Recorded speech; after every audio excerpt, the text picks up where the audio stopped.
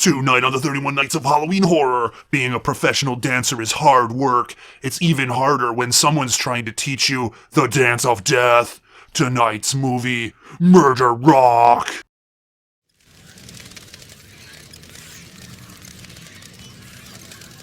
Hello everybody and welcome back to another episode of the 31 Nights of Halloween Horror! The year of cuts, guts, and sluts! Yes, tonight, this movie, we are going to go to the Lucio Fulci catalog for a movie called Murder Rock.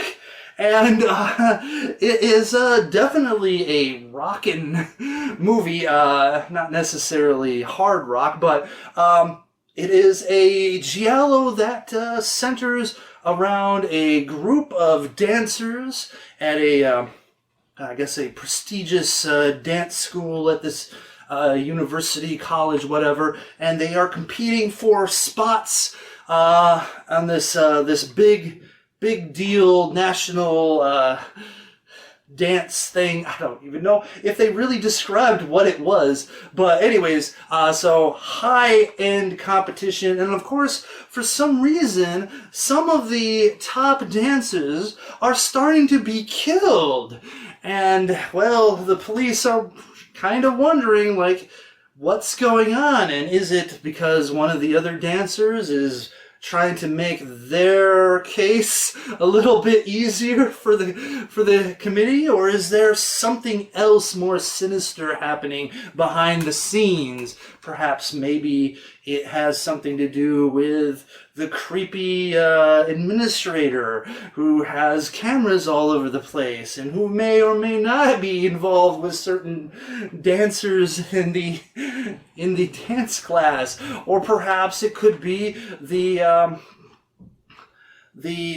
teacher who's getting sort of usurped by the bigwig specialist that was brought in to get these dancers whipped into shape.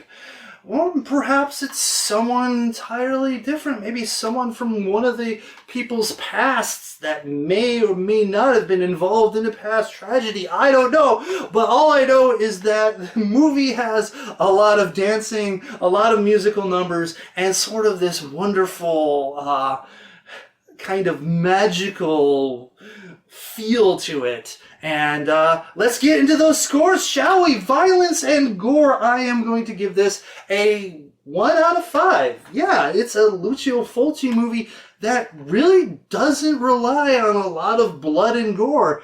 In fact, the murders themselves kind of tame in certain ways. So it's kind of baffling in a way. But then again, you take a movie like The Psychic, where it doesn't really rely on the blood and gore, even though I guess I would consider that movie a bit more bloody.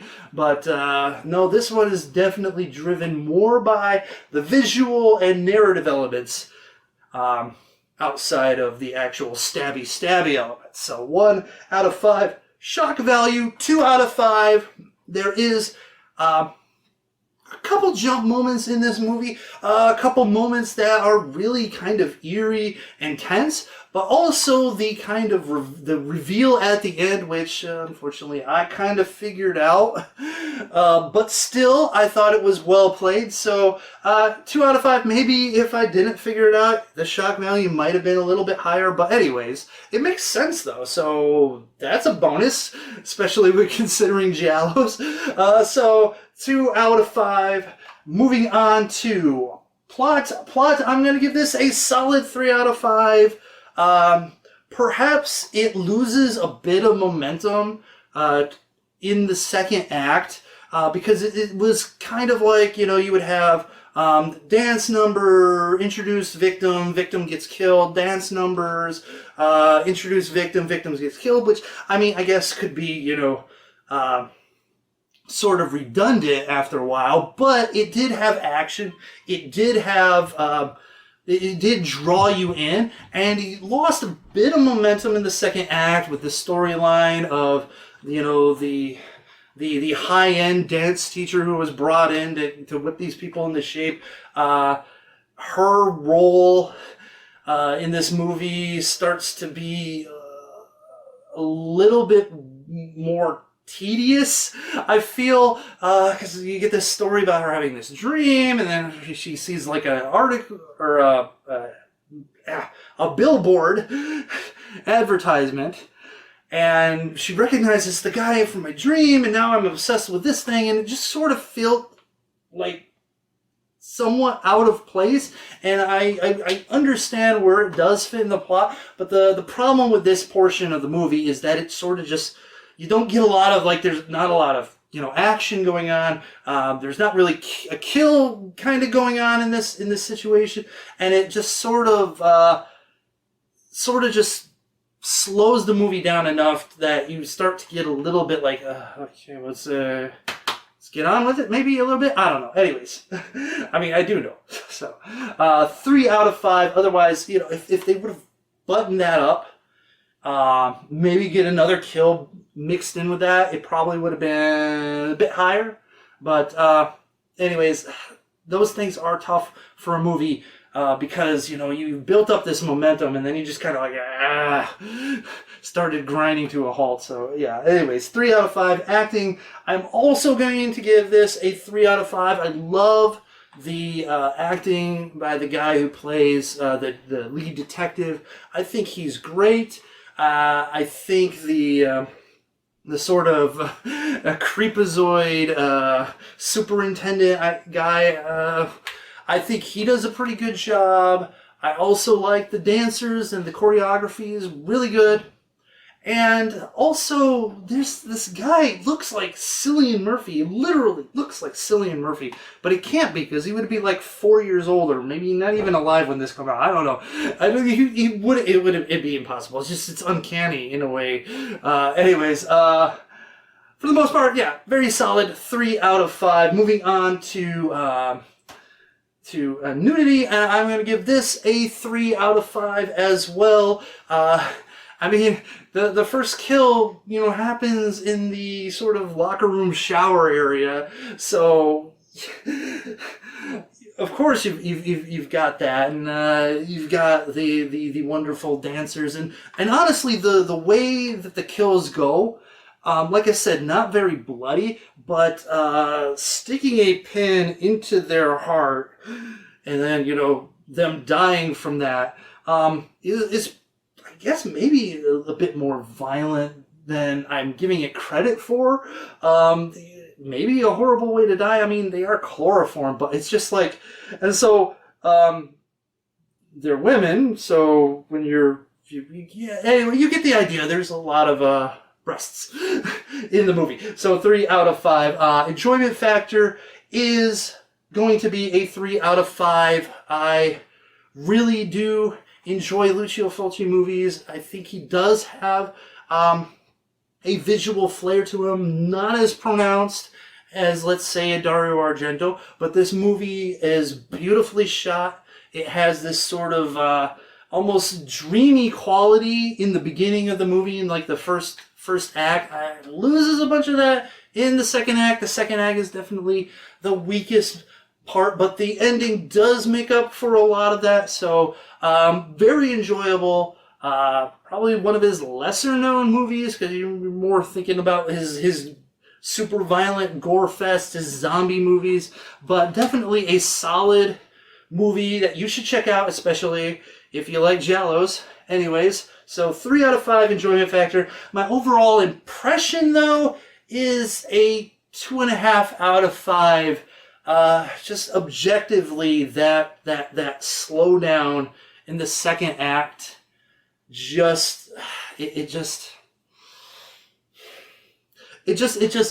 just too much. It's too much momentum kill, and people may end up just checking themselves out, and that's the fear that some people who aren't necessarily into giallos, not necessarily into Lucio Fulci, who may not want to stick it out through some slow meandering parts of the movie, and I can understand that. The parts are important to the plot, but it's also just, if they could have just done something a little different to just sort of like, speed it up a bit, I think it would have definitely been much greater for this movie, and maybe it would be more highly regarded and more widely known. I don't know, but it is what it is. 2.5 out of 5. That averages out to a 2.5 out of 5. So there you have it. Murder Rock, I want to say ballet dancing, but it's not ballet. The dancing murder spectacle.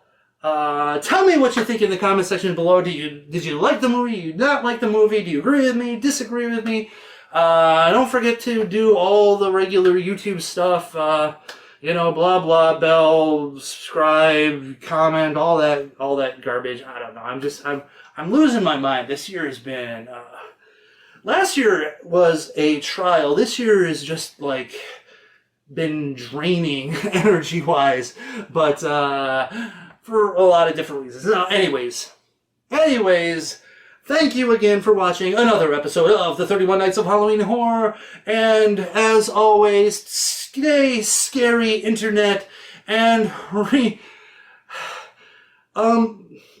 I don't understand this. If you're designing a school security system, and you're basically telling people, hey, we're going to be locking down in like 20 minutes, maybe don't make the lights strobe like that, where it's just like super dark and super light, super dark and super light, because honestly, you're trying to usher people out of the school, and I know it makes things cooler in like Murderland. It's like, oh, that's some good atmosphere for a killing to happen, but in real practicality, it's not going to usher people out faster. It actually is going to slow them down, because there's going to be like moments where I can't see the shit that I'm doing. Okay, I can see, but now I'm kind of blind because it's all bright. Now I can't see again. Now I'm blind. It's bad design. It's bad design. Okay. Anyways, stay scary.